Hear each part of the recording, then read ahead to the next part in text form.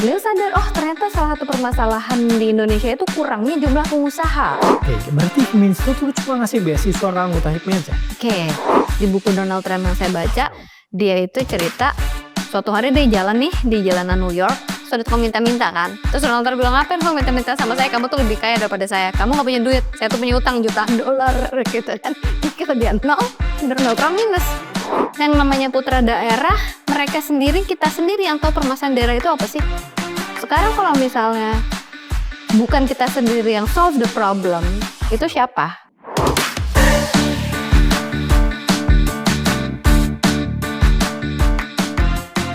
Assalamualaikum warahmatullahi wabarakatuh. Kita berjumpa kembali. Nggak kembali sih sebenarnya karena ini episode pertama.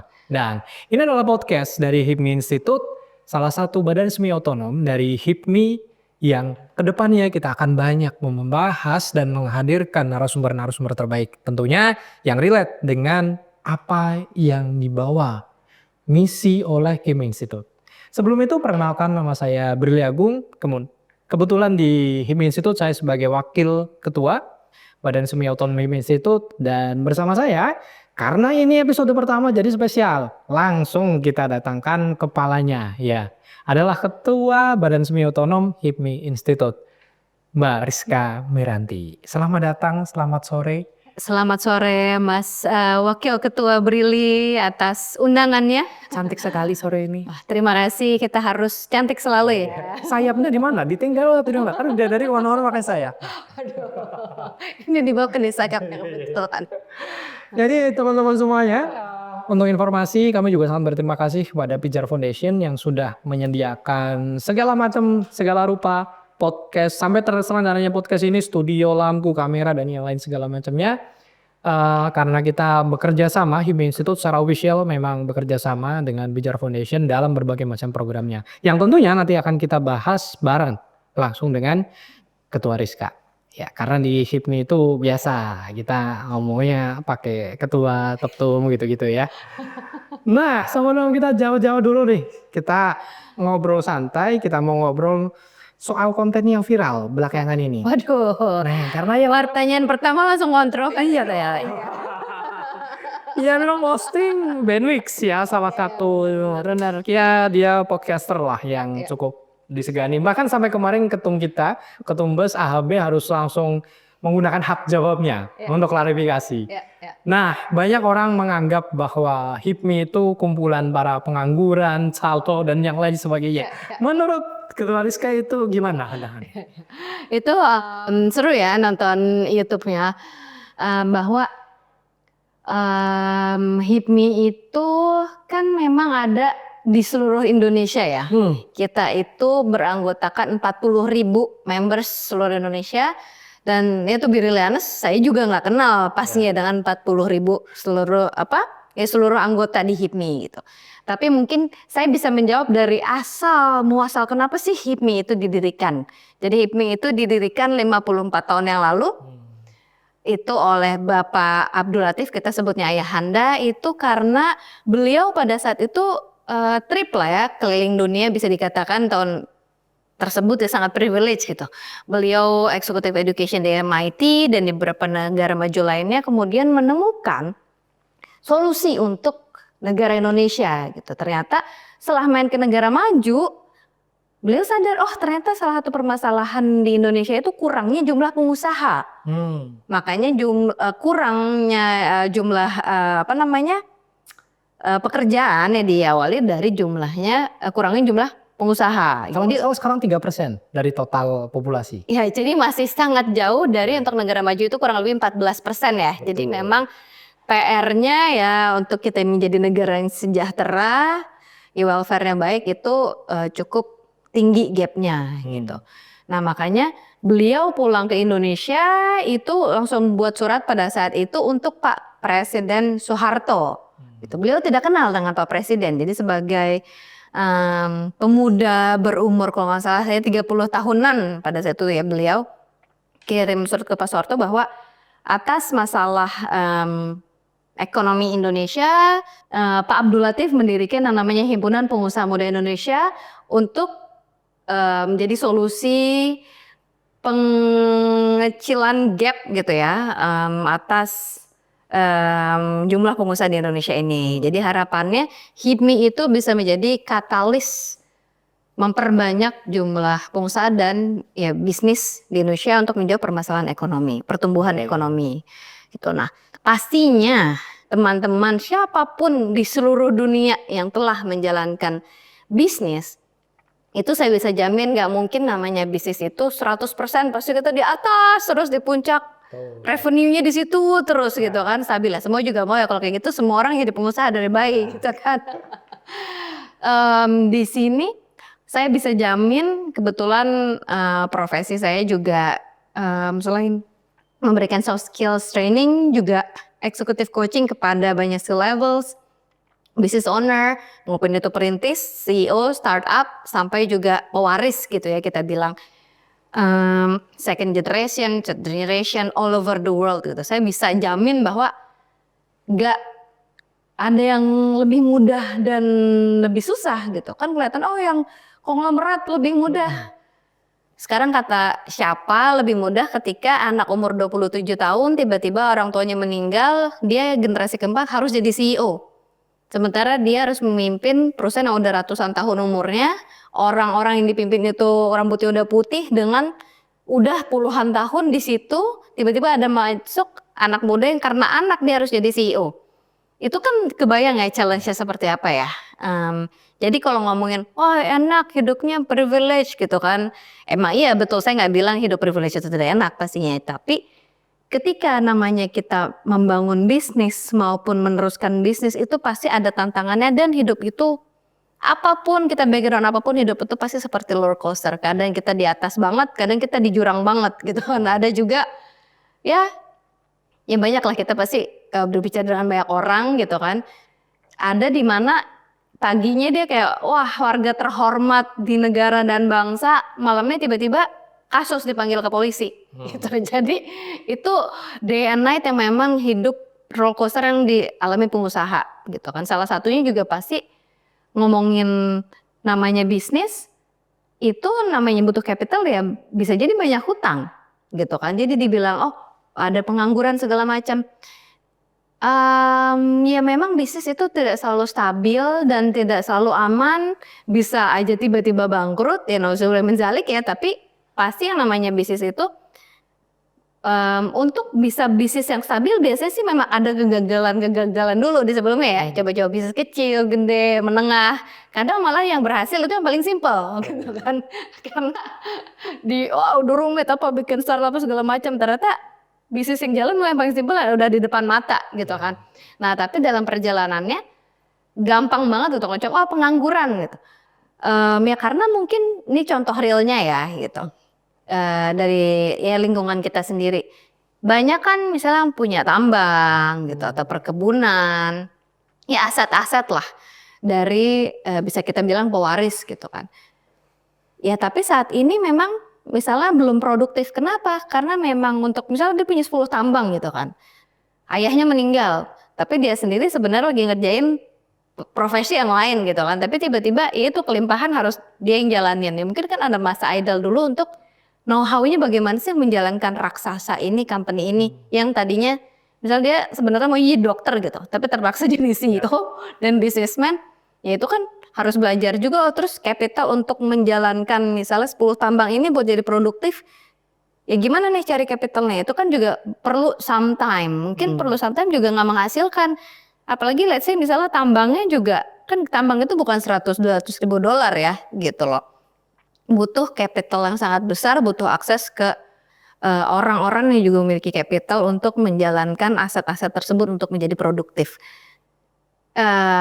Disitulah mungkin banyak sekali judgement gitu. Oh ya ini nggak jelas gitu kerjaannya atau apa ya, karena kan ya mereka mungkin lagi struggle di bisnisnya kan karena satu dan lain hal gitu. Tuh contohnya aja tadi itu yang memang jelas-jelas punya aset triliunan ya. Bisa aja aset triliunan itu benar-benar buat besok makan aja susah.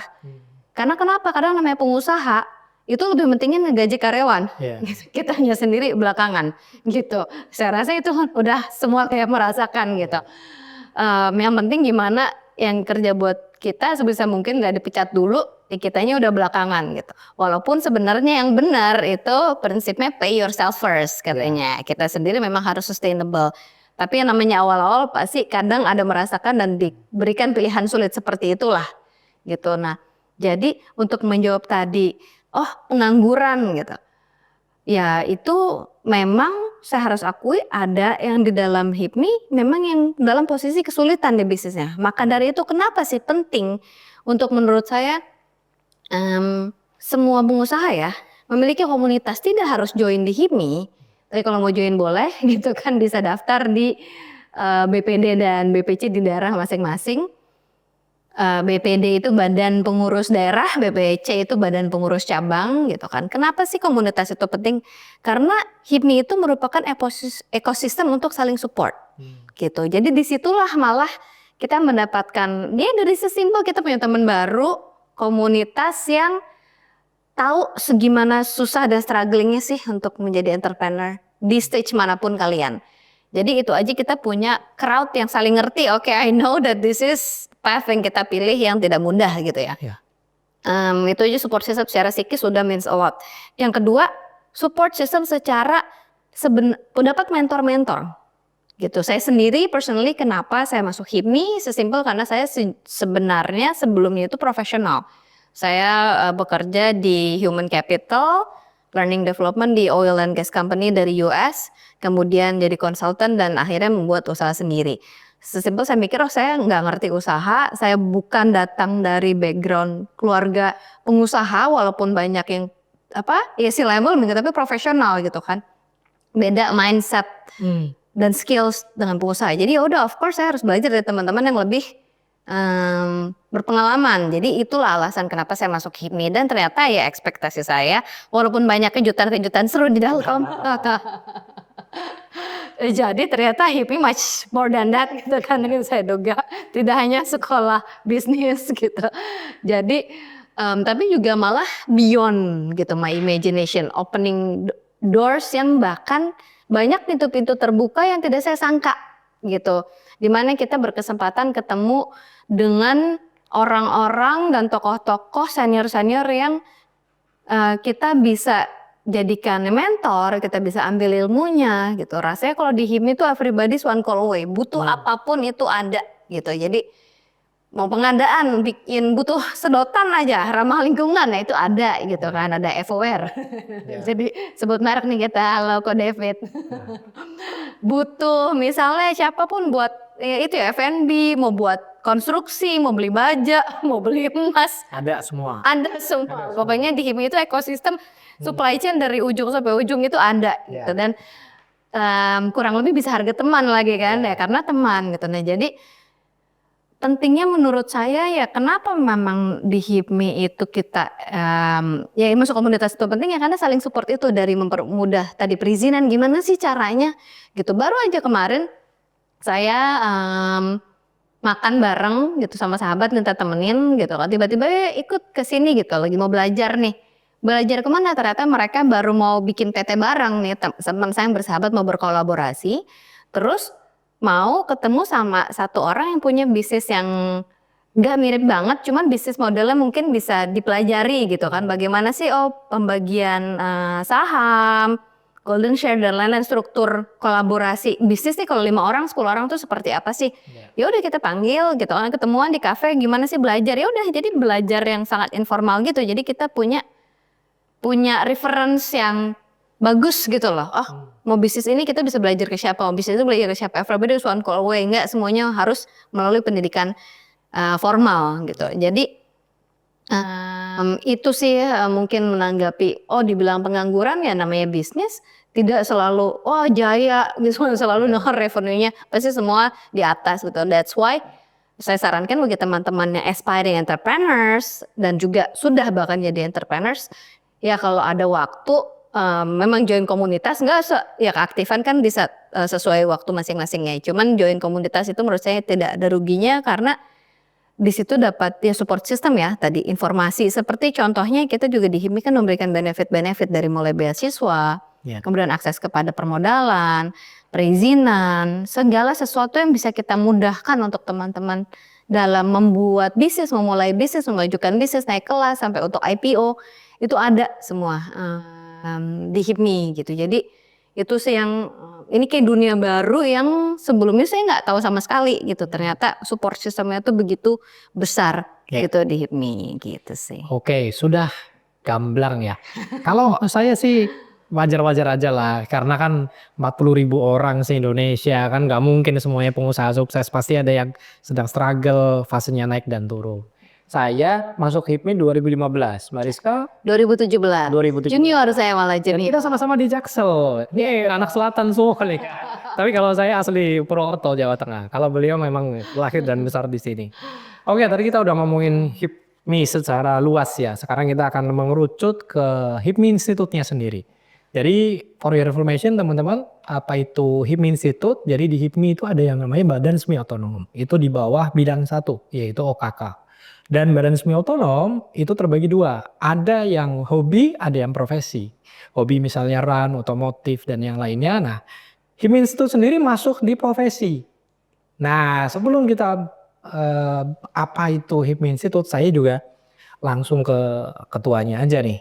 Awal mula ide terbentuk HIPMI Institute itu seperti apa? Karena baru di kepengurusan ini ya terbentuk HIPMI Institute, sebelumnya belum ada. Belum. Nah itu gimana ceritanya awalnya? Oke, jadi tentunya karena durasi saya akan sangat persingkat ya cerita panjang ini, karena ini bisa satu sesi sendiri. Gitu, jadi saya percaya dengan yang namanya universe conspiring gitu kan. Dan yang kedua ya karena saya certified coach, master coach saya gitu ya, trainer saya, guru saya tuh bilang orang dengan frekuensi yang sama sooner or later itu akan bertemu gitu. Dan saya juga percaya kalau di mana kita memiliki niat baik, pasti itu Tuhan akan mendukung mempertemukan dengan orang-orang juga niat yang sama dan akan mendukung hal tersebut terjadi gitu. Jadi saya sendiri memang saya kuliah psikologi UI gitu kan, kemudian saya pas di psikologi UI itu kebetulan dia beberapa kali cukup beruntung menjadi delegasi Indonesia dan delegasi UI untuk konferensi PBB gitu dan juga ASEAN dan lain-lain gitu. Untuk topik saya selalu fokus kepada topik poverty eradication gitu. Jadi memang passion saya itu psikologi tapi ada HI-nya gitu, hubungan internasional, tapi juga pasti dari dulu di learning and development dan juga pendidikan gitu, terutama untuk pengentasan kemiskinan gitu kan. Nah, jadi kemudian kerja tadi di oil company which is my dream gitu kan. Tapi kemudian saya mengalami quarter life crisis karena saya mengalami near death experience. Long story very short, saya kena sengat ubur-ubur mematikan di pulau remote di Makassar tuh namanya Samalona Island. Kemudian saya balik ke kantor itu di SCBD Energy Building yang sangat fancy tersebut. Saya mulai mempertanyakan hidup gitu kan. Ini hidup saya buat apa sih? Cita-cita saya dulu jadi C-level di New York gitu kan. Kalau saya udah punya penthouse di New York, terus apa makna hidup ini? Akhirnya saya mencari makna hidup itu selama 7 tahun. Yang akhirnya dalam perjalanan tersebut saya menjadi konsultan untuk namanya program keluarga harapan dari Kemensos. Itu saya mendapatkan life calling saya di Lombok lah pada saat lagi renang, karena seluruh Indonesia itu saya sedih sekali ternyata melihat kenyataan di grassroots level SDM Indonesia itu sangat-sangat menyedihkan gitu. Jadi apa yang kita baca di buku IPS, kesenjangan sosial, pendidikan dan lain-lain ekonomi itu benar-benar setelah saya jadi keliling Indonesia di program pengentasan kemiskinan program keluarga harapan tersebut, saya jadi terpapar dari Aceh sampai Papua, saya ke Gunung Kidul, saya ke Jailolo, saya ke Halmahera Barat gitu kan, benar-benar ke daerah pelosok banget. Di situ saya melihat ya kenyataannya memang saya tidak sadar sebagai anak Depok UI gitu kan, kerja di SCBD dan saya ke New York, ke Italia, kemana saya di Menara Gading dan gak sadar saya di Menara Gading, I live in a bubble.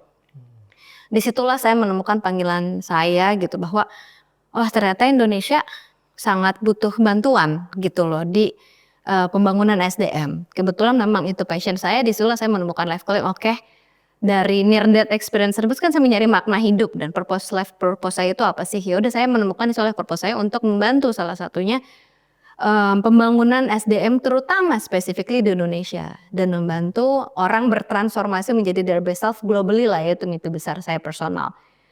Tapi kemudian bagaimana kan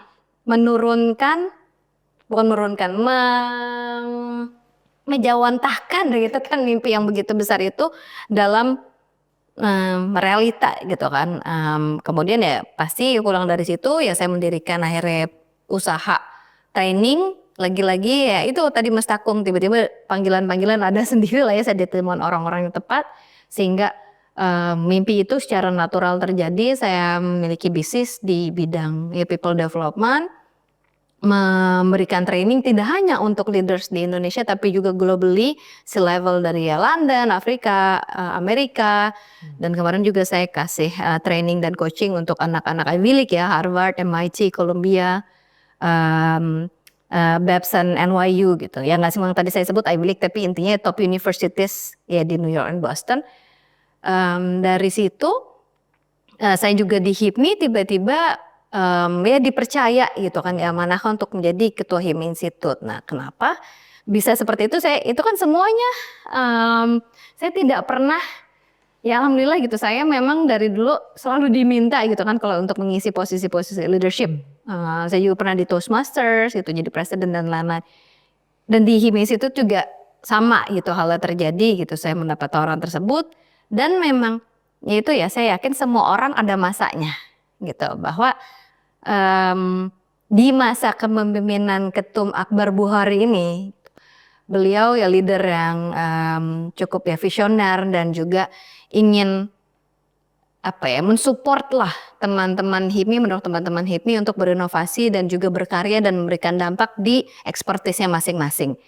Nah historinya sendiri HIPMI Institute memang diawali oleh Sekjen Anggawira gitu. Sekjen Anggawira beliau itu 2009 itu udah mendirikan namanya HIPMI Edu.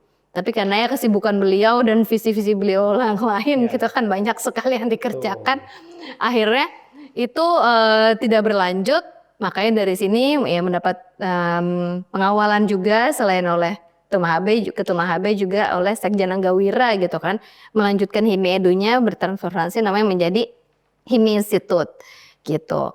Itu awalnya karena dan kita juga beberapa kali mendapatkan ya mentorship ya dan pendampingan langsung oleh foundernya Pak Abdul Latif ya Ayahanda, founder HIPMI maksudnya Abdul Latif, bahwa Ayahanda tuh bercerita bahwa ini yang saya harapkan gitu dari pengusaha HIPMI, tidak hanya menjadi stuck di UMKM tapi juga jadi pengusaha besar global dan berpendidikan tinggi gitu kan, teknokrat lah kalau bisa gitu loh. Maka dari itu juga yang dari vision tersebut itu yang kita turunkan juga, kita ingin memberikan benefit ya gitu ke teman-teman HIPMI untuk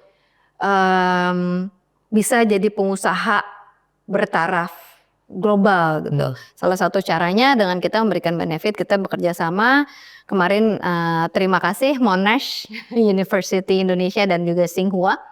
Dan dengan Tsinghua itu kemarin kita dapat slot untuk beasiswa with about 5 HIPMI members and leaders lah ya untuk their executive education program, itu each sekitar $15.000 setnya untuk executive class selama 2 bulan di hybrid Jakarta dan Bali. Kebetulan Tsinghua itu buka executive education class di Kura-Kura Island di Bali, dan juga Monash Indonesia itu juga buka di Indonesia, ada di BSD, ada program namanya Master of Business Innovation gitu, yang kita rasa itu benar-benar pas sekali untuk teman-teman HIPMI. Karena kenapa kelasnya itu hanya hari Sabtu, kelas offline hanya hari Sabtu all day, sekitar kalau selesai 1,5 tahun lah ya, 1,5 sampai 2 tahun, bahkan bisa part time juga sampai 4 tahun kalau nggak salah ya gitu. Nanti bisa tanya langsung ke Monash.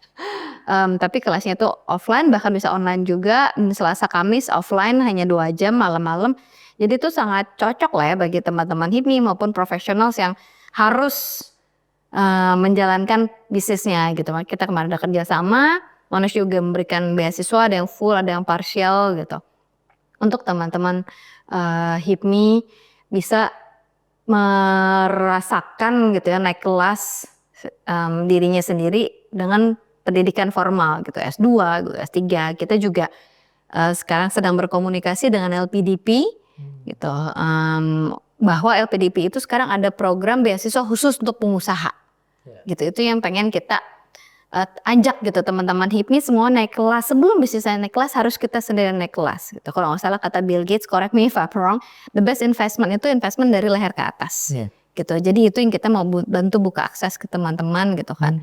Beasiswa pendidikan formal maupun non formal gitu, dan kita juga buat ini kelas-kelas maupun events yang untuk meningkatkan kapasitas ya self leadership ya, terutama dari teman-teman sendiri gitu sih. Jadi itulah mungkin ya awal mula HIPMI ya gitu. Ya I'm very glad bahwa gerakan ini gitu, institusi ini bisa di approve di kepemimpinan Ketum AHB dan juga Sekjen Anggawira gitu. Kita sangat berterima kasih bahwa di sini teman-teman juga keren sekali ya gitu lah anggota HIPMI Institute, dan kita juga very glad to be able to collaborate with so many reputable bahkan global institutions gitu untuk support niat mulia kita ya untuk membangun Indonesia ini. Oke, berarti HIPMI Institute itu cuma ngasih beasiswa ke anggota HIPMI aja? Oke, kita jabarkan dulu ya, kenapa sih HIPMI Institute ini ada. Memang kan awalnya HIPMI Institute ini dibuat itu untuk dari HIPMI dan untuk HIPMI ya. Tapi karena memang HIPMI itu adalah partner strategis pemerintah, memang kemarin kita berdiskusi lah, kita tuh sebenarnya banyak, kita bilang rotur lah ke senior-senior gitu yang juga menduduki posisi sebagai menteri-menteri dan juga business owner yang inilah sudah sangat experience gitu. Jadi kita rotur ke beberapa senior-senior, termasuk salah satunya ke menteri yang bukan anggota HIPMI tapi sekarang namanya Pak Pratikno. Itu beliau Menteri PMK, Pembangunan Manusia dan juga Kebudayaan, yang membawahi 8 kementerian gitu, termasuk pendidikan dan lain-lain.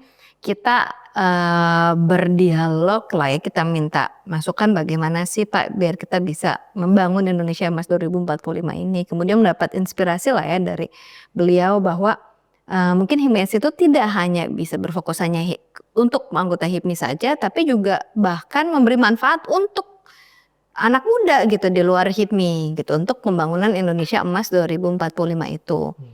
Gitu. Jadi kalau Kadin Institute, kenapa saya sebutkan Kadin Institute? Karena ya Kadin Institute juga we're privileged, ada kerjasama juga dengan Kadin Institute gitu, bahwa program-program Kadin Institute itu hampir semuanya itu bisa dinikmati oleh teman-teman HIPMI juga. Tidak hanya HIPMI Institute tapi HIPMI di seluruh Indonesia gitu. Nanti pasti detailnya bisa dicek di sosial media kita @HIPMI Institute di Instagram gitu. Apa saja sih, misalnya ada pelatihan, ada di situ ada bisnis forum, jadi update tiap bulan keadaan bisnis di Indonesia, geopolitik, internasional segala macam itu dari Kadin Institute juga itu kita bisa involve di situ gitu. Jadi banyak sekali sebenarnya benefit ya gitu kita berkolaborasi ini, karena kalau Kadin, kenapa saya menyebutkan Kadin Institute, karena di Kadin Institute itu adalah missionnya untuk menjadi partner strategis pemerintah untuk pencapaian pertumbuhan ekonomi 8%.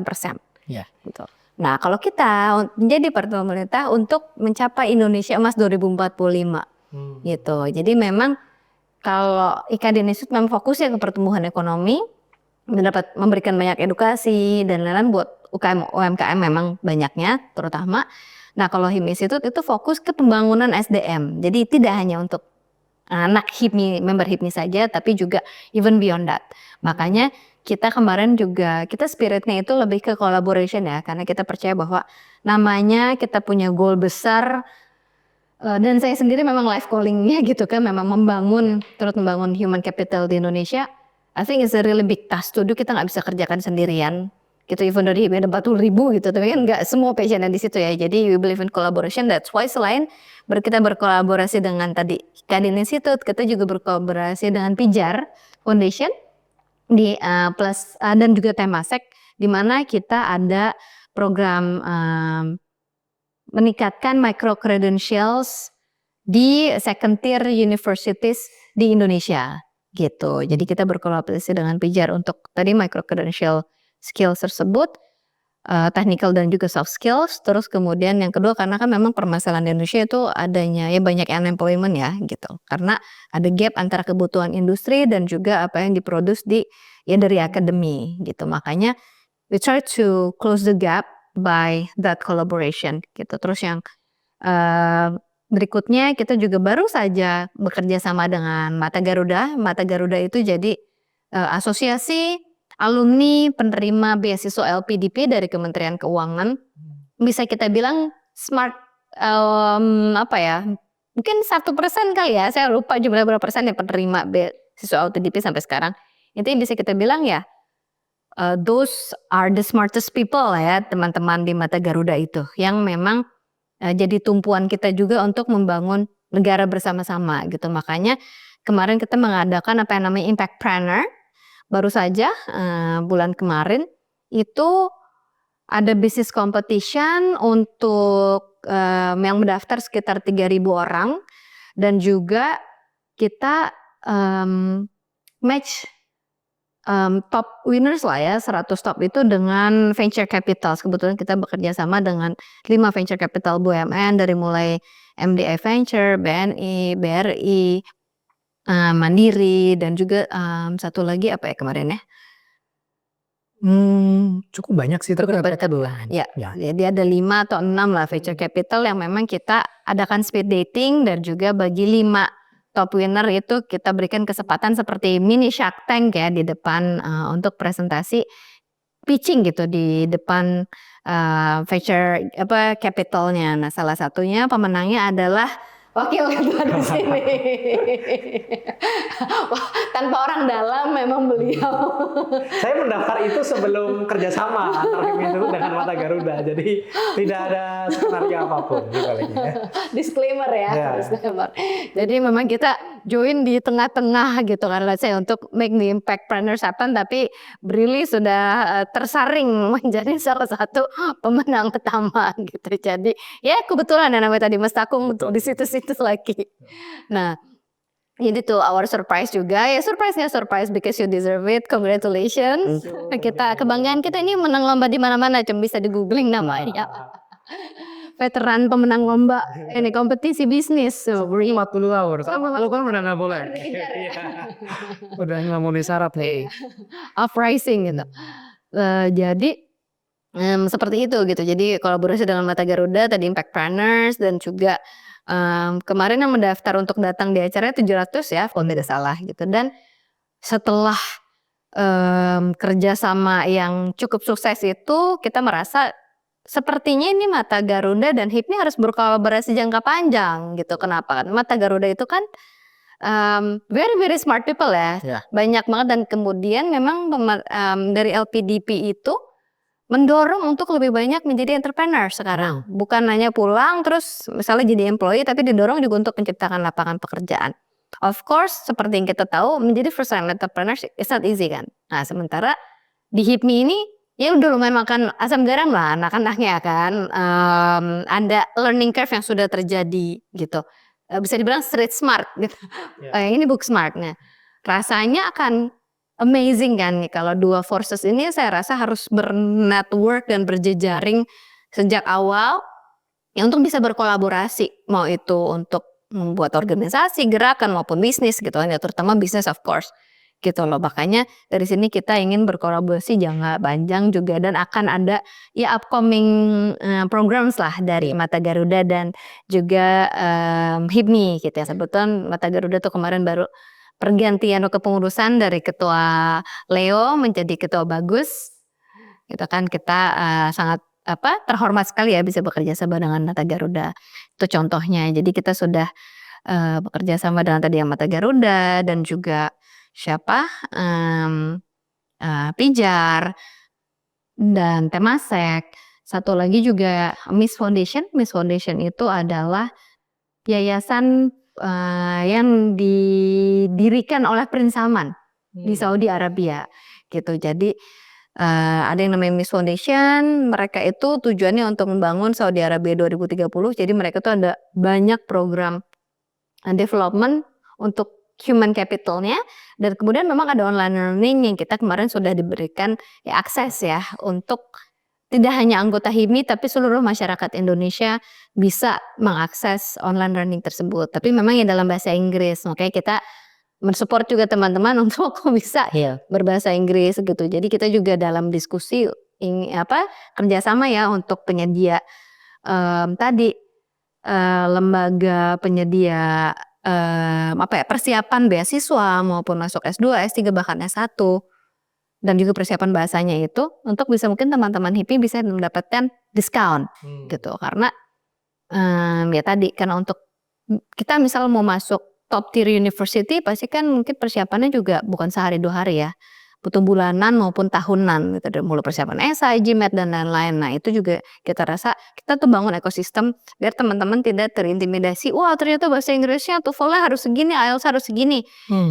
Dan dikiranya tuh mungkin banyak-banyak kan teman terutama ya mungkin di daerah gitu pada kenyataannya sudah terintimidasi dulu, nah nggak bisa, mana bisa bahasa Inggrisnya harus gini, ya memang harus hard work gitu, mempersiapkan diri setahun, 2 tahun atau bahkan lebih tergantung gapnya seberapa banyak gitu. Tapi memang yang namanya mau masuk top university apalagi dapatkan beasiswa ya berarti memang harus mempersiapkan diri juga. Ibaratnya mau dapat six pack ya. Beda dong mau dapat six pack sama cuma mau berat badan biasa-biasa aja gitu kan. Ya mau sehat, mau six pack ya makin nggak mungkin didapatkan 2 hari kan gitu ya, harus dalam jangka waktu panjang, harus punya disiplin juga yang tinggi gitu sih. Jadi itu sekian persen gitu ya benefit dan program yang kita jalankan. Mungkin waktu ketua mau menambahkan, saya sendiri harus melihat catatan lagi. Ya oke. Jadi secara keseluruhan HIPMI Institute ini berdiri, target marketnya ada 2. Ya, yang pertama adalah anggota HIPMI, otomatis ini sudah existing menjadi pengusaha. Tugas HIPMI Institute adalah menyediakan sebuah platform, sebuah ekosistem agar teman-teman pengusaha ini naik kelas, baik secara pribadi maupun secara bisnis. Nah, target market yang kedua adalah wannabe entrepreneur. Teman-teman adik-adik kita yang ingin menjadi pengusaha, setelah mereka mungkin bergabung di HIPMI perguruan tinggi, HIPMI Institute ini playing field-nya ya ada di sekolahnya atau kampusnya. Jadi kita bekerja sama dengan pendidikan dasar, SD, SMP, SMA atau SMK dan juga kampus, institut, kuliah, universitas untuk mengharmonisasi kurikulum-kurikulum kewirausahaan agar ini tumbuh subur bahkan sejak dari pendidikan dasar. Nah, tugas HIPMI Institute di situ. Menaik kelaskan yang sudah tergabung dan memunculkan bibit-bibit baru, jenis-jenis baru dari daerah-daerah yang nanti akan menjadi tulang punggung Indonesia Emas 2045. Nah, kira-kira seperti itu yang ingin saya rangkai ya dari keterangan tadi. Ya, terima kasih banyak, waktu itu memang kita saling melengkapi ya. Jadi mungkin menambahkan, ini nggak mungkin semuanya kita list gitu kan. Tapi salah satunya lagi yang tadi saya belum sebutkan adalah kita kemarin usulkan untuk HIPMI Institute mengadakan basic leadership training program ya untuk all existing HIPMI leaders dari level cabang sampai level daerah dan juga nasional. Jadi harapannya ke depan itu lulusan HIPMI itu ada bare minimumnya. Seenggaknya kayak gimana sih, misal public speakingnya, leadershipnya, communication skillsnya, wisdomnya gitu ya. Yang itu saya harus katakan memang long shot gitu ya. Not easy of course gitu. Ini HIPMI sudah berdiri puluhan tahun.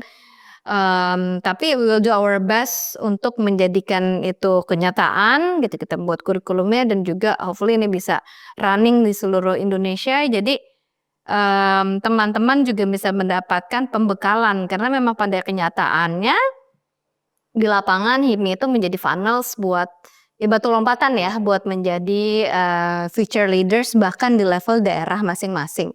Gitu levelnya dari level kota menjadi wali kota, menjadi anggota, menjadi gubernur sampai menjadi menteri gitu kan, dan bahkan lebih tinggi lagi gitu kan, bahkan di level global juga. Jadi saya rasa ini harus kita adakan inkubasi yang serius ya gitu, bahwa setidaknya ada standar yang bisa sama dan seragam dengan nilai-nilai yang baik untuk ya kita jadikan standar bagi seluruh anggota dan leadership nih, terutama leadership nih di seluruh Indonesia gitu. Jadi kalau ada teman-teman yang memberikan masukan atau berkolaborasi untuk ini ya kita welcome gitu kan, boleh menghubungi kita. Dan juga satu lagi itu ada kemarin itu kita baru mengadakan public speaking. For leaders. Public speaking for leaders gitu. Jadi ya tidak bisa kita pungkiri bahwa public speaking juga sangat penting ya gitu. Jadi itu ya sebagai salah satu kurikulum yang penting lah yang akan ada nanti di leadership program kita nationwide gitu ya. Banyak sekali sih inisiatif-inisiatif dan program yang sudah high rolling ya, progres sedang kita jalankan. Dan juga salah satunya tidak hanya kita yang tadi ya berkolaborasi dan membuat program-program naik kelas secara level pribadi maupun bisnis, tapi juga kita sekarang sedang dalam ya usaha lah ya gitu loh, dalam diskusi untuk menggolkan policy agar entrepreneurship itu masuk ke kurikulum bahkan dari level SD. Kenapa gitu? Karena setelahnya kita berdiskusi dengan banyak experts di negara ini gitu, dan di luar negeri juga sih, nggak hanya di negara ini, internationally, bahwa ya kuncinya memang butuh mentality-nya bukan kayak nanti cari kerja, setidak-tidaknya bisa self employed, setidak-tidaknya mungkin bisa berdagang gitu kan. Jadi ketika instilling bahwa kita sebenarnya punya power kok buat kita self sufficient, kita berdagang, setidaknya kita membuatnya bisnis walaupun kecil, nggak harus semuanya besar gitu kan, tapi ada rasa percaya diri dan tahu know how-nya bagaimana sih membuat bisnis itu, atau setidaknya bisa berdagang gitu kan dari SD itu ya kita rasa akan sangat powerful ya gitu terhadap dampak. Jadi bukan kayak saya tiba-tiba di umur 30-an baru mau belajar nih berbisnis gitu kan, itu jujur intimidating banget gitu buat saya. Makanya masuk HIPMI biar nggak buta-buta banget gitu kan, apalagi bukan datang dari keluarga pengusaha gitu. Itu kan rasanya jadi momok ya, apalagi mungkin ada rasa itu kan privilege, ini privilege, kalau gagal ya udah gampang aja. Memang saya nggak bisa pungkiri privilege itu plays a lot of factor. Tapi privilege itu apa sih? Pernah mikir nggak kalau kita tuh sebenarnya semua secara organ aja lengkap? Bisa nggak kita bilang ya kita punya privilege nih, punya mata, punya kuping, punya hidung, punya kaki dan tangan yang bisa berfungsi secara normal. Itu aja sudah privilege, maaf dibanding yang disabilitas gitu kan. Tapi banyak orang disabilitas yang ya udah saya sebut yang ekstrem aja, Stephen Hawking gitu ya. Stephen Hawking bisa jadi Stephen Hawking, itu kan with something to do with mentality. Kalau dia mau menyerah nggak jadi siapa-siapa juga nggak ada yang nyalahin loh. Bahkan di kursi roda aja gitu kan. Tapi banyak orang yang memiliki keterbatasan tapi bisa sukses gitu. Memang pengusaha, Bill Gates juga memang orang tuanya ya punya jabatan gitu kan, punya capital gitu. Elon Musk juga oke, betul. Tapi banyak juga yang memang from zero kan, gitu. Seperti Jack Ma apply KFC 10 kali aja nggak diterima. Jadi, HIPMI itu sih, pengusaha itu bedanya mentalitinya adalah berani ditolak, gitu. Jadi penolakan itu ya hal yang wajar. Gitu, kalau kita nggak berani nyoba, kita malu ditolak, ya udah nggak jadi pengusaha gitu. Salah satu ini jadi promosi buku, walaupun bukan buku saya, cuman ini buku yang sangat membantu buat saya shifting gear dari employee ke entrepreneur. Itu waktu itu saya randomly nemu buku diskon, namanya Business Owner Mentality. Itu tuh buku tebal banget, saya jujur emang belum beres baca bukunya. Cuman bahkan baca buku beberapa lembar aja itu bagi saya kayak wow, itu mind blowing sekali. Salah satu yang saya ingat dan nempel banget itu adalah ketika masuk jadi entrepreneur, dunianya itu kayak naik roller coaster tapi tiap hari. Betul. Jadi mentality roller coaster tuh gak usah kaget. Kalau hidupnya gini aja itu kayak bukan entrepreneur sih gitu kan. Emang jadi pegawai itu bukan saya bilang mudah ya. Jadi pegawai juga mungkin roller coaster. Saya kan juga pernah merasakan keduanya gitu. pasti hidup ya ada naik turunnya menjadi apapun kita. Cuma jadi pengusaha tuh ekstrim. Ya. Pagi di sini, malam di sini, besoknya belok, depannya jungkir balik, tiba-tiba besok tiba-tiba tinggi banget naiknya gitu. Atas dasar pintu-pintu yang terbuka yang tidak kita duga gitu kan. Jadi mentality lebih siap akan uncertainty gitu kan, ketidakpastian dan juga lebih ya tahan banting ya karena bantingannya keras gitu. Kalau di entrepreneurship ya saya lagi-lagi bukan merendahkan yang menjadi pekerja gitu, pasti maksudnya employee itu juga punya challenge yang masing-masing, tapi ketika siapapun yang mau shifting ke entrepreneurship itu memang ketika saya baca buku itu jadi kan wah ngeri banget nih kan, emang naik turunnya gimana nih setelah berada di sini itu juga ya ternyata saya merasakan sendiri gitu kan. Saya juga pernah baca buku pada saat itu Donald Trump, walaupun mungkin saat ini Donald Trump tokoh kontroversial yang nggak semua orang suka ya. Cuman kalau saya orangnya objektif ya kalau ada sesuatu yang bisa dipelajari ya tetap menurut saya itu lesson learn yang baik. Jadi di buku Donald Trump yang saya baca dia itu cerita suatu hari dia jalan nih di jalanan New York, terus ada tukang minta-minta kan. Terus Donald Trump bilang, ngapain kamu minta-minta sama saya, kamu tuh lebih kaya daripada saya, kamu gak punya duit, saya tuh punya utang jutaan dolar gitu kan. Jadi kalau dia nol, Donald Trump minus. Tapi yang namanya orang pernah sukses, orang pernah kaya, itu pasti bisa susah sama kaya lagi karena udah tau know-how-nya. Ya cuman hidup banting aja, hidup kalau nggak dibanting tuh nggak seru gitu. Jadi kadang-kadang Tuhan, saya percaya Tuhan gitu, saya percaya Allah ya humbling manusianya lah gitu kan, buatnya sombong dengan cara-cara seperti itu ya, karena kalau saya percaya kalau hasil itu ya di tangan Tuhan. Kita tuh kapasitasnya cuma di usaha doang, namanya pengusaha kan gitu. Nah, makanya di HIMI itu ada yang dibilang pengusaha pejuang, pejuang pengusaha. Kenapa sih? Nah ini kata-kata dari pendiri HIPMI sendiri ayahanda bilang kenapa sih pengusaha pejuang pengusaha? Sudah pasti kita tuh kan berusaha. Siapa sih yang kita usahakan? Bukan perut kita sendiri tapi perut orang lain. Kita memberikan pekerjaan, memberikan, jadi dari kita tuh sumber rezeki gitu. Jadi kita tuh seperti ya river ya, kita dapat rezeki kita teruskan ke orang lain gitu. Jadi semoga ya itu menjadi reminder saya sih gitu bahwa oh ini kan rezeki tuh numpang lewat gitu dari saya untuk orang lain. Jadi ya sebermanfaatnya manusia ada di dunia ini kan paling bermakna kalau bisa bermanfaat untuk orang lain ya gitu. Nah jadi kebetulan memang teman-teman yang bergabung di HIPMI Institute itu sebenarnya teman-teman ngopi saya bisa dibilang yang kita tuh membahas Indonesia Emas 2045 itu cukup cemas sebenarnya gitu. Jadi nih orang yang cemas bersama-sama ngopi bareng mencari solusi. Jadi nggak semua emosi negatif itu tuh tidak baik gitu kan. Dari kekhawatiran kita berangkat menjadi oke, solusinya apa nih? Kita solution focus. Nah makanya teman-teman di HIPMI Institute itu ya teman-teman dari berbagai macam background dan network yang punya spirit yang sama untuk membangun Indonesia terutama di human capitalnya gitu. Karena kita percaya ini kayak Avengers Assemble lah ya, kita nggak bisa lakukan ini sendiri. Makanya juga ada ya teman-teman dari Ivy League, dari lulusan Harvard, UPenn gitu. Bahkan juga ada ya Karina Jo ya yang kemarin mendapatkan award dari Pak Presiden ya, Putra. Ya karena telah menciptakan vaksin ya AstraZeneca gitu. Karina Jo juga menjadi koordinator bidang Science, Innovation di and Research ya di HIPMI Institute gitu, dan juga ya ada beberapa lulusan dari Ivy League gitu ya, dari Harvard, tadi dari MIT, dari Columbia, dan juga ya ada juga yang dari UPenn gitu. Jadi orang-orang terpintar lah ya ini top tier di Indonesia kita minta gitu kan otak dan waktunya untuk berkontribusi kembali ke bangsa ini, membantu ya tadi merumuskan program, policy dan apapun itu yang bisa membantu pencapaian Indonesia Emas 2045 gitu. Oke. Saya underline sedikit ya soal leadership incubator atau akademi. Jadi ceritanya kemarin kita dapat mandat nih dari ketua OKK bidang 1, Ketua Buyung. Halo Ketua Buyung.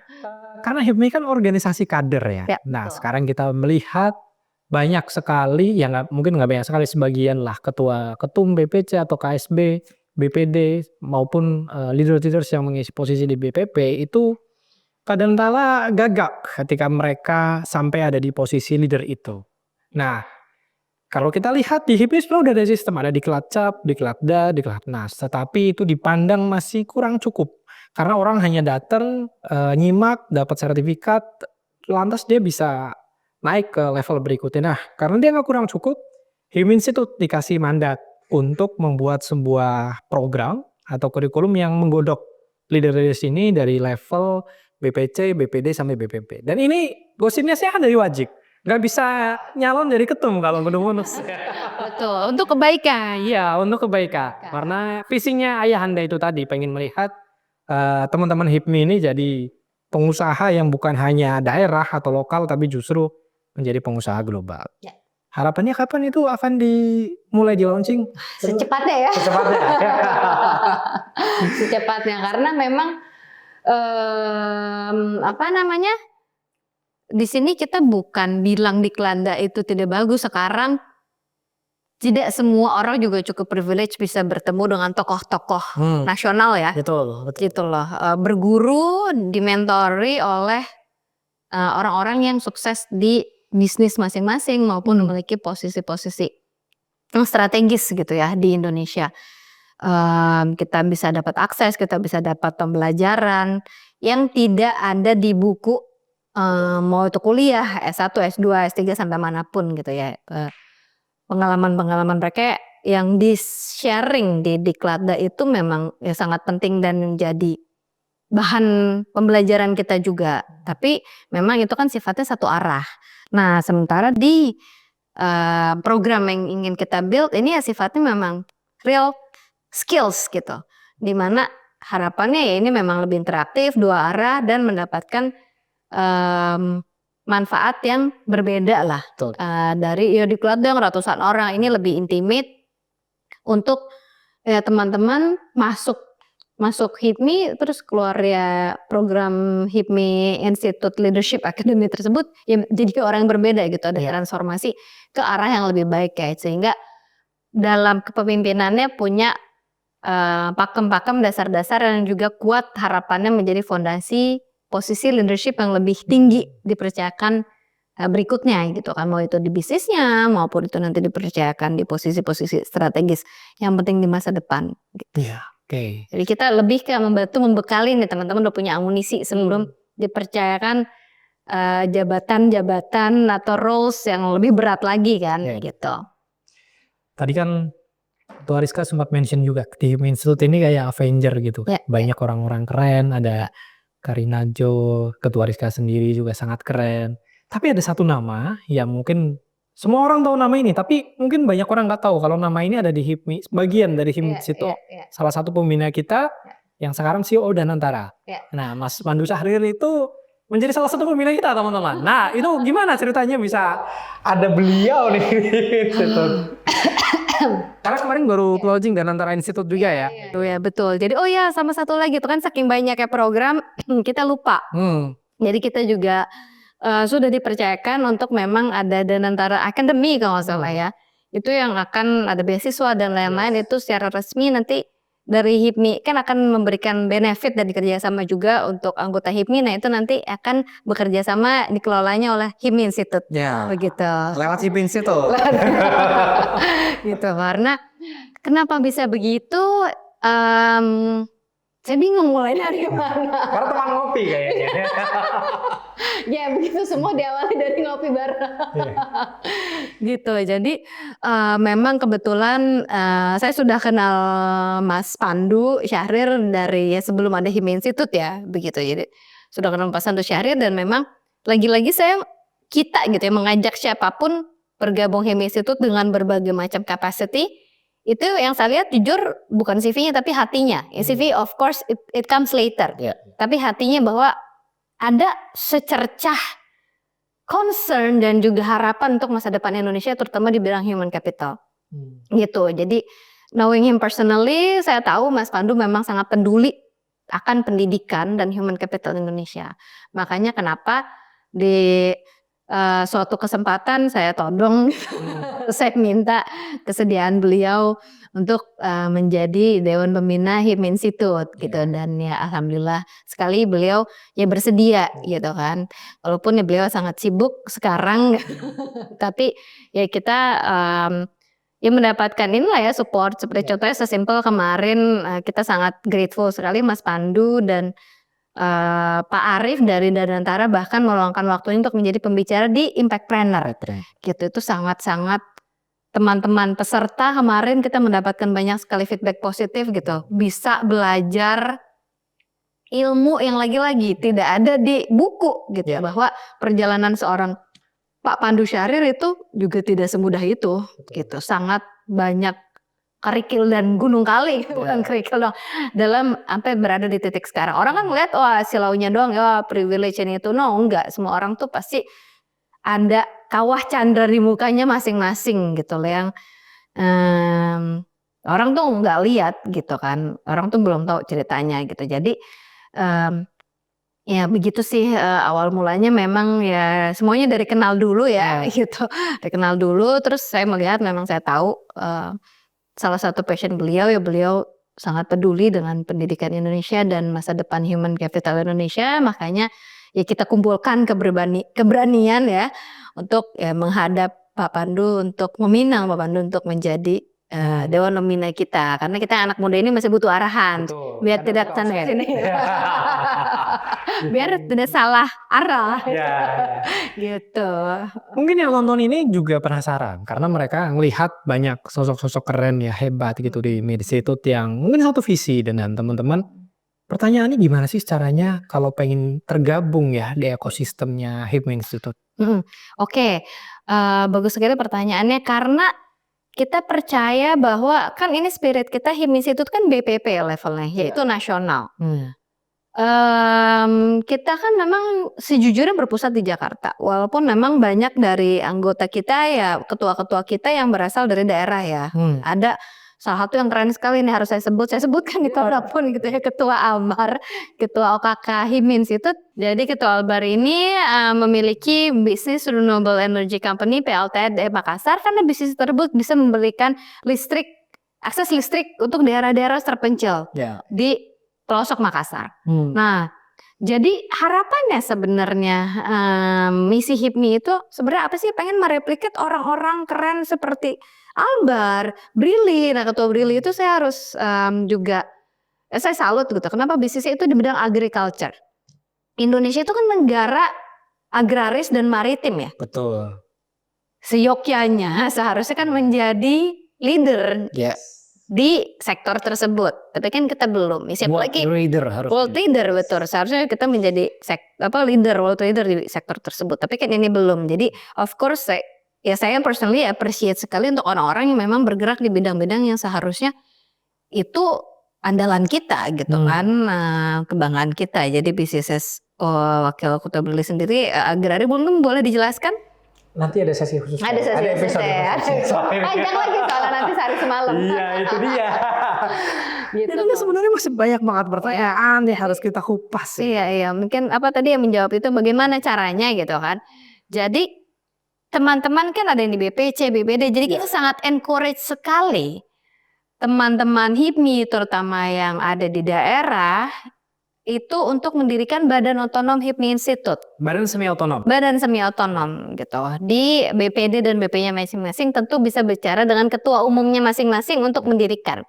Dan bisa berkoordinasi dengan kita untuk pelantikannya gitu. Karena memang lagi-lagi kita percaya bahwa ini kita mau membangun negara tuh harus usaha bersama gitu. Kenapa tadi saya angkat Albar dan juga Brili yang bisnisnya di pertanian di daerah mana? Banyumas ya, di Banyumas gitu. Kenapa? Karena kan yang namanya putra daerah, mereka sendiri, kita sendiri yang tahu permasalahan daerah itu apa sih. Sekarang kalau misalnya bukan kita sendiri yang solve the problem, itu siapa gitu. Nah, dengan HIPMI Institute ini mungkin bisa membantu teman-teman mencari ide bagaimana sih turn the problem into business sebenarnya. Ya Gojek deh, sebesar Gojek. Semua bisnis itu pasti berasal dari masalah yang mau di-solve. Jadi kalau banyak masalah, banyak bisnis seharusnya sebenarnya. Dan FYI secara saintifik, di masa krisis itu banyak orang yang tiba-tiba jadi kaya loh. Jadi orang-orang yang punya ya jeli gitu ya. Kalau udah susah, udah krisis terus jatuh ya. Memang semua orang ada masa tadi jatuhnya di bawah, iya itu pasti iya gitu. Tapi ketika krisis, ketika kita melihat masalah, sebenarnya kalau kita berpikir bagaimana ya saya turn masalah ini, turn the problem into gold. Mohon maaf nih, kotoran sapi aja bisa jadi uang kan, jadi pupuk gitu. Apalagi masalah-masalah lalu nggak ada listrik, daripada komplain ya bikin akses listrik. Nah HIPMI itu tempat dimana anything can happen, gitu kan. Dan dengan cara-cara yang legal lah ya, gitu. Jadi tinggal cari mentor. Ini saya kebetulan kan kalau di HIPMI kita gantian aja, kadang jadi host, kadang jadi pembicara gitu ya. Kebetulan saya dapat privilege waktu itu wawancara Ketum Akbar. Nah, Ketum Akbar itu kan pewaris ya bisa dibilang. Beliau punya bisnis transportasi di Medan yang dimulai dari orang tuanya. Nah tapi pastinya sebagai anak muda kan pengen coba bisnis sendiri ya gitu. Jadi waktu itu Ketum Akbar cerita di podcast yang saya menjadi hostnya bahwa mau bikin bisnis hotel. Ya tapi kan capital bikin bisnis hotel juga gede ya gitu.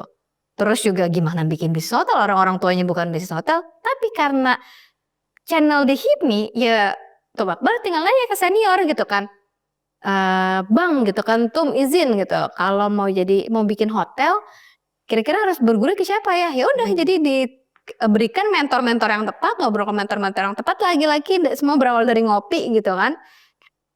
Jadilah waktu itu Ketum Akbar memiliki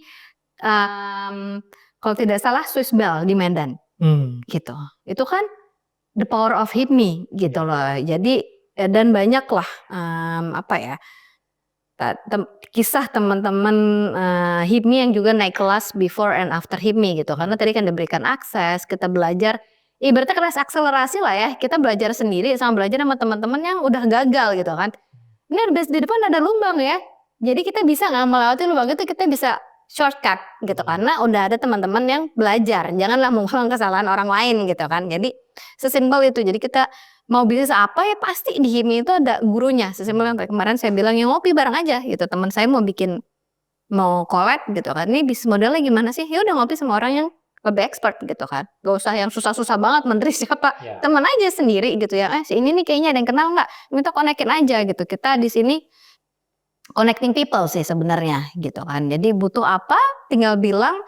Selama itu goalnya positif, tidak merugikan siapapun, pasti kan kita akan saling support. Itu sih ekosistem yang menurut saya sangat priceless ya. Saya juga mendapatkan teman-teman yang genuine, yang super supportive gitu. Terutama sebagai perempuan di dunia bisnis, ya I would say it's not easy. Menemukan teman-teman lain yang juga punya spirit yang sama, itu sangat powerful sih buat saya. Terutama sebagai wanita juga kan. Di HIPMI kan masuknya laki-laki semua gitu kan.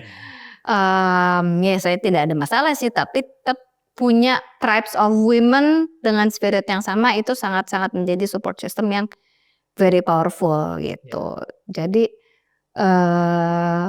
ya itu sih gitu. Jadi simpelnya teman-teman kalau pengen tergabung di ekosistem HIPMI Institute, kontak ketum BPC atau ketum BPD untuk menginisiasi pembuatan badan semi otonom itu. Nanti OKK di masing-masing BPC atau BPD bisa langsung koordinasi ke kami di HIPMI Institute BPP tentunya untuk bagaimana sih step-stepnya, cara kita asistensi sampai nanti ke pelantikan di setiap BPC atau BPD. Terus gampangnya gini aja, follow Instagram HIPMI Institute. Ya betul. HIPMI Institute, nanti DM di situ. Itu yang megang langsung Mutiaris kayak langsung sekban deh. Sekban. Langsung sekretaris Bano. Kesekretariatan HIPMI Institute. Ya. Dan juga itu kan tadi buat yang anggota HIPMI ya. Tapi buat yang non HIPMI di sana kita memberikan benefit untuk seluruh Indonesia. Kita ada informasi mengenai beasiswa dan lain-lain. Ya itu silahkan di follow aja dan dilihat ada update apa, kegiatan apa gitu. Karena memang kita banyak sekali kegiatan buat umum. Betul. Bukan hanya untuk anggota HIPMI gitu. Acara juga online, offline dan lain-lain. Jadi sayang ya kalau terlewat kayak kemarin juga yang beasiswa gitu kan itu ya karena kita baru mungkin belum tahu. Makanya ini kita sebagai usaha juga untuk bisa menginformasikan ya teman-teman biar bisa mendapatkan benefit gitu. Awalnya gimana sih kok Pak Pandu Syahrir yang di Danantara bisa menjadi Dewan Pembina kita. Kebetulan waktu itu saya mendapatkan kehormatan mengikuti rombongan Pak Presiden Jokowi ke Amerika gitu, dan itu juga pada saat itu memang saya sedang ada bisnis trip sendiri gitu kan, dari Dubai Business Forum ke Riyadh. Kebetulan ada OIC waktu itu, International Conference untuk seluruh negara Islam untuk membela Palestina. Kebetulan sekali saya memang sedang kunjungan ke tadi Miss Foundation punya Prince Salman gitu, atas yang memang ya saya membawa nama HIMI Institute dan juga ya bisnis trip lah ya ke situ gitu. Ternyata Pak Jokowi ke situ, dan tapi kita memang sudah berencana ke Amerika gitu. Jadi ke Amerika kita waktu ke Washington DC, Pak Jokowi pada saat itu bertemu Biden untuk melobi mengenai ya Palestina lah ya gitu, agar genosid tersebut berhenti. Kemudian kita ke San Francisco. Nah di situ memang Pak Pandu Syahrir datang juga gitu sebagai bagian dari rombongan pada saat itu, perwakilan dari ABEC kalau nggak salah. Jadi kita bertemu dalam US trip tersebut lah gitu. Saya ingat memang kita kalau nggak salah ketemu di Washington DC lah ya, waktu itu di Georgetown University, karena Georgetown University pada saat itu declare akan buka di Indonesia, dan sudah buka di Indonesia, ada di Plaza Indonesia. Semoga kita bisa kerjasama ya, ada beasiswa juga gitu buat teman-teman HIPMI. Nah intinya kita awalnya bertemu di situ, di mana namanya, di Washington DC, Georgetown University, dan kita jadi berkenalan, dilanjutkan ngopi gitu kan di Jakarta, sehingga ya karena saya melihat beliau ada passion untuk human capital dan pendidikan di Indonesia, genuine passion di situ, maka dari itu kita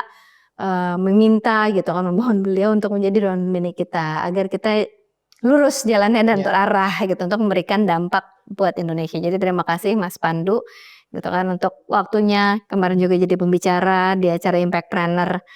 Tuh, kita sangat appreciate. Ya.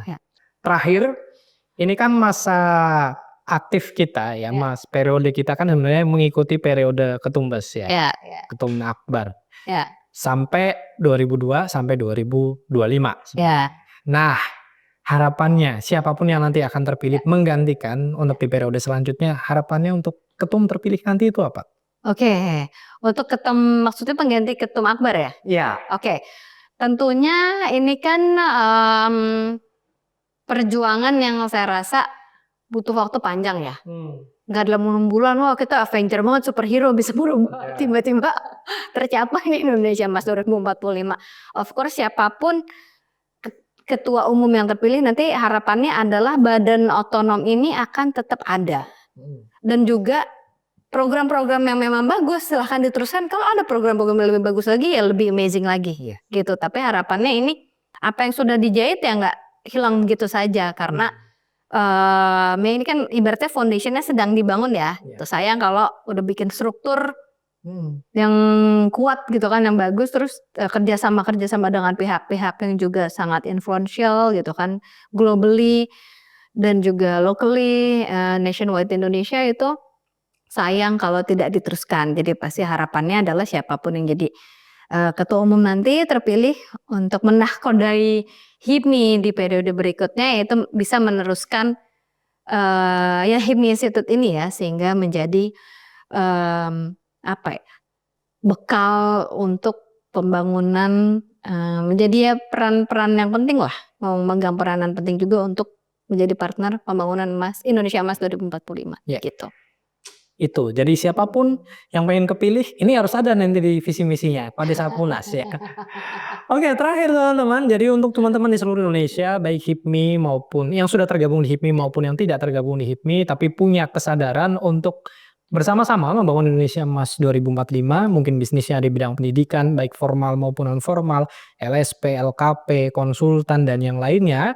Ayo kita punya sebuah ekosistem yang bernama HIPMI Institute, kita bisa berkolaborasi di sana. Dan kami sangat menunggu teman-teman untuk kita saling bersinergi secara konkret, secara real di HIPMI Institute.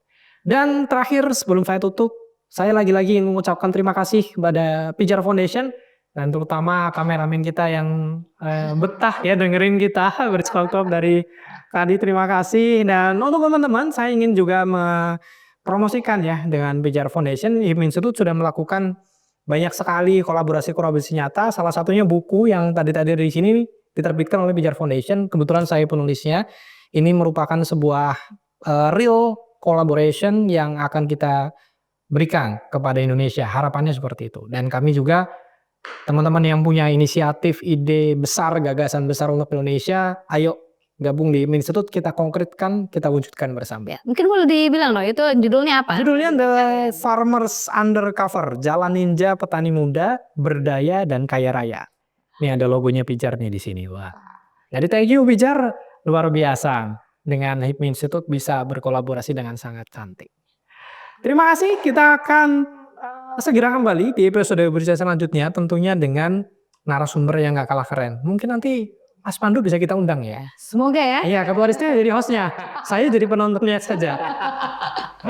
Oke, jadi tunggu episode-episode dari podcast HIPMI Institute selanjutnya. Selamat sore, terima kasih banyak sudah hadir. Semoga sehat selalu dan terus bisa menginspirasi Indonesia. Terima kasih. Selamat sore. Assalamualaikum warahmatullahi wabarakatuh.